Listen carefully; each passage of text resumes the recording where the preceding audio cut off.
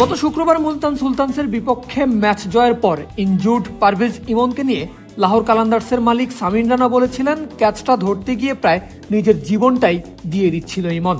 বলার অপেক্ষা রাখে না, অত্যন্ত খুশি হয়েই কথাটা বলেছিলেন তিনি। কিন্তু আজ বৃহস্পতিবার নিশ্চয়ই নিজের সেই কথার জন্য আফসোস করবেন সামিন রানা। আফসোস করে বলবেন, সেদিন ইমনের রিস্ক নিয়ে ক্যাচের জন্য জাম্প করাটা উচিত হয়নি, তাহলেই তো পারভেজ ইমনের ইনজুরি হতো না।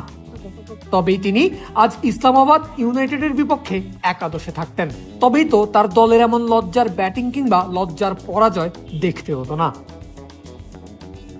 পারভেজ ইমনের অভাব আজ হাড়ে হাড়েই টের পেয়েছে লাহোর কালান্দার্স।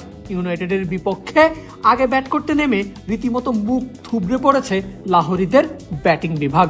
প্রথম রানেই উইকেট হারানোর পর আর উঠেই দাঁড়াতে পারেনি তারা, এবং দলীয় রান কোনো মতে 3 অঙ্কের ঘরে পৌঁছাতেই অর্থাৎ 100 হতেই অল আউট হয়েছে কালান্দাররা।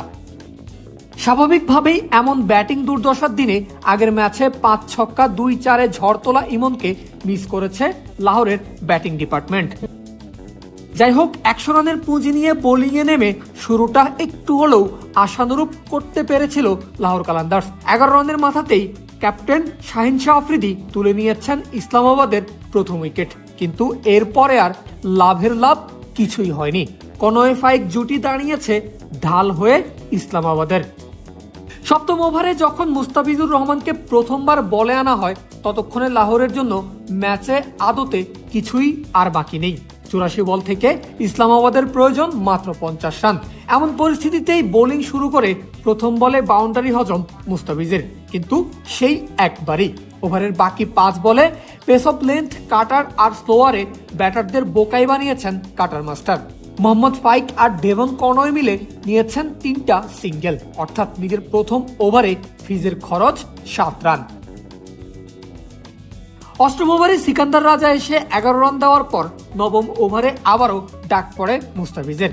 সিঙ্গেল ডাবলসে প্রথম 5 বলে 5 রান খরচের পর শেষ বলটা ফুলার লেন্থে ফেলে 4 খেয়ে বসেন মুস্তাফিজ, ফলে ওই ওভারে দেন 9 রান।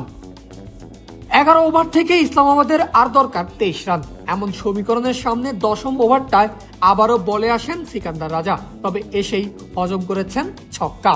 মোট 2 ছক্কা 2-4-এ গোটা ওভার থেকে 22 রান হজম করেছেন এই স্পিনার, অর্থাৎ এই ওভারেই নিজের দলের পরাজয়টা নিশ্চিত করেছেন সিকান্দার রাজা।